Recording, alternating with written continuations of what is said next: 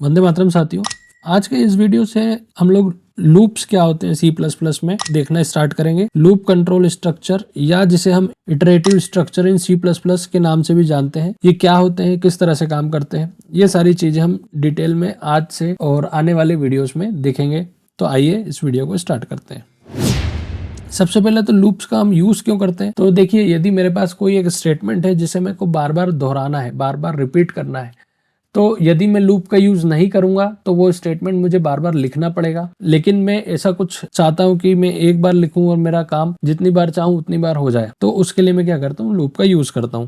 जैसे for example, मेरे को एक मैसेज प्रिंट करना है हेलो, तो मैं उसके लिए एक स्टेटमेंट लिख दूंगा सी आउट हेलो। अब ये एक बार हेलो प्रिंट कराना था, वहां तक की बात तो ठीक है, लेकिन मान लीजिए अगर मेरे को ये 5 बार हेलो प्रिंट करना है तो मैं क्या करूंगा। तो उसके लिए मेरे को क्या करना पड़ेगा, ये 5 बार सी आउट स्टेटमेंट लिखना पड़ेगा इस तरह से। लेकिन अगर ये 100 बार लिखना है या 1000 बार लिखना है तो फिर क्या करूंगा मैं, मतलब क्या मैं उतनी बार लिखूंगा?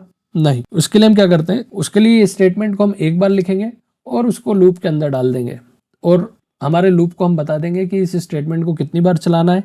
तो ये लूप हमारा जो है वो उस स्टेटमेंट को उतनी बार चला देगा। आई होप आपको पहली लाइन का मतलब क्लियर होगा कि लूप का हम यूज क्यों करते हैं। तो यदि मेरे पास एक स्टेटमेंट है या एक से ज्यादा स्टेटमेंट भी हो सकते हैं जिनको मेरे को बार बार रिपीट करना है, तो मैं उसके लिए क्या करता हूँ, लूप कंट्रोल स्ट्रक्चर का यूज करता हूँ। अब ये लूप के स्टेटमेंट कब तक चलेंगे, कहीं ना कहीं कोई एक कंडीशन होना चाहिए जहां तक ये चले, मतलब एक ऐसी स्थिति आना चाहिए जहां पर ये लूप के स्टेटमेंट रिपीट होना बंद हो जाए। तो statements are repeated until the given condition remains true.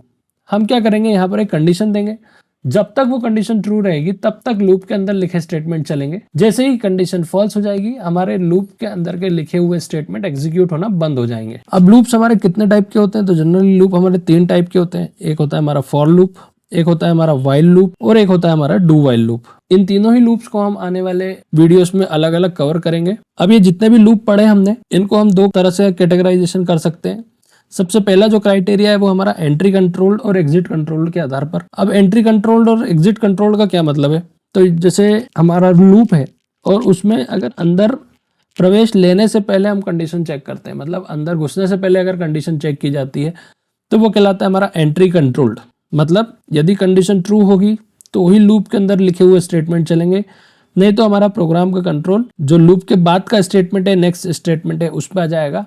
Loop के अंदर उसको एंट्री नहीं मिलेगी। तो कौन कौन से लूप हमारे एंट्री कंट्रोल होते हैं, तो हमारा जो फॉर लूप होता है और व्हाइल लूप होता है, ये हमारे एंट्री कंट्रोल के क्राइटेरिया के अंदर आते हैं। बात करें एग्जिट कंट्रोल की, तो एग्जिट कंट्रोल में क्या होता है, यहाँ पर एंट्री में कोई चेकिंग नहीं होती है, हमारे लूप के अंदर सीधे प्रवेश हो जाएगा, लूप के अंदर के स्टेटमेंट चल जाएंगे और लूप से बाहर निकलने पर क्या होगा, कंडीशन चेक होगी। अब यदि यहाँ पर कंडीशन ट्रू हो जाती है तो नेक्स्ट राउंड में हमारा लूप के स्टेटमेंट चलेंगे, नहीं तो जो प्रोग्राम का कंट्रोल है वो अगले स्टेटमेंट पर आ जाएगा। इससे क्या प्रूफ हो रहा है या इससे क्या निष्कर्ष हम निकाल सकते हैं कि जो हमारा एग्जिट कंट्रोल लूप होता है वो फॉल्स कंडीशन होने पर भी कम से कम एक बार चलता ही है। वहीं जो एंट्री कंट्रोल स्ट्रक्चर होते हैं उनमें अगर कंडीशन फॉल्स है तो लूप के अंदर एंट्री नहीं मिलेगी। अच्छा, एक चीज यहाँ पर एग्जिट कंट्रोल में के अंदर कौन सा लूप आता है हमारा, तो आता है हमारा डू व्हाइल लूप। दूसरा क्राइटेरिया होता है हमारा नंबर ऑफ इटरेशंस नोन या नॉट नोन पहले से, मतलब कि कितने राउंड या कितने बार हमारा लूप चलेगा या क्या हमको पहले से पता है या नहीं पता है। तो यदि हमको नंबर ऑफ इटरेशंस पहले से पता है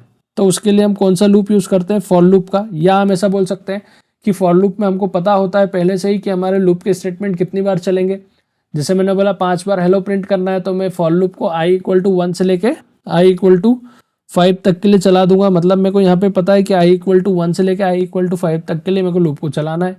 मतलब यहाँ पर नंबर ऑफ इटरेशंस हमको नोन होते हैं पहले से। वही बात करें हम number of iterations not known की, मतलब जो हमारे व्हाइल लूप होते हैं और डू व्हाइल लूप होते हैं, उसमें हमको नंबर ऑफ इटरेशंस पहले से नहीं पता होता है कि ये लूप के स्टेटमेंट कितनी बार चलेंगे। यहाँ क्या होता है, हम यहाँ पे कंडीशन देते हैं और जब तक वो कंडीशन ट्रू रहेगी, अब वो कंडीशन कब तक ट्रू रहती है ये हमको पहले से नहीं पता होता है यहाँ पे।